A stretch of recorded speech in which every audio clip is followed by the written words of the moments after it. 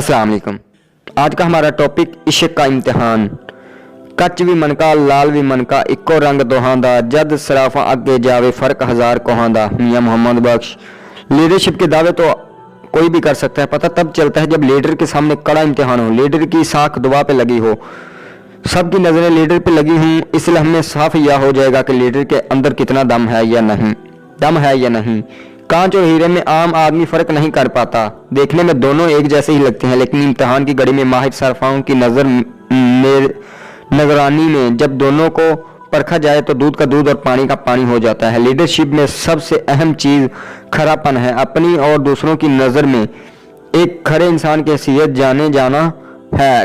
खरे leader अपनी सोच, नीयत और अमल में खालिस होते हैं। वो अपने साथियों का भरोसा हासिल करते हैं, अपने कौल फाल में ईमानदारी का मुजाहरा करते हैं। वो अपनी गलतियों को छुपाते नहीं, वो गलती पे माफ़ी मांगने में हिचकिचाते नहीं, वो दूसरों का भरोसा नहीं तोड़ते। खरे लीडर दूसरों को इज्जत देते हैं, दूसरों को इज्जत देने में कभी वो खुद की तौहीन महसूस नहीं करते। खरे और खोटे लीडर में फ़र्क का पता इम्तिहान की घड़ी में लगता है। इम्तिहान की घड़ी सारे पोल खोल देती है। टेस्ट के किसी लम्हे में खोटे और खरे लीडर में फ़र्क साफ वाज़ेह हो जाता है।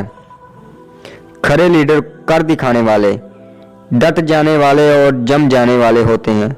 इन्हें मुश्किल सूरत हाल को अपने हक में बदलना आता है और साबित जंग में जीतने के सिवा और कुछ जानते ही नहीं।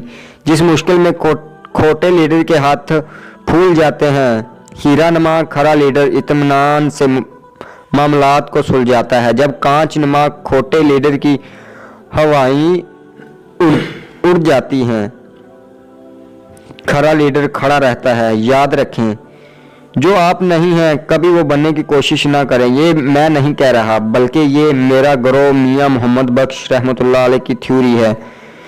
जो आप नहीं वो बनने के चक्कर में आप अपनी तवानाइयाँ ज़ाया ना करें। इस ताकत को जो आप हैं इसे निखारने में लगा दीजिए, वरना बीज चौरा है। किसी दिन सबके सामने आपकी खोटी लीडरशिप का बांटा फूट जाएगा। दोस्तों, अगर वीडियो अच्छी लगी तो हमारा YouTube चैनल सब्सक्राइब कर दें और बेल आइकन को प्रेस कर दें ताकि हमारे आने वाली वीडियो आप तक पहुंचती रहे। अगर वीडियो में कोई मिस्टेक हो जाती है तो कमेंट सेक्शन में ज़रूर बताइएगा। शुक्रिया। खुदा हाफिज़।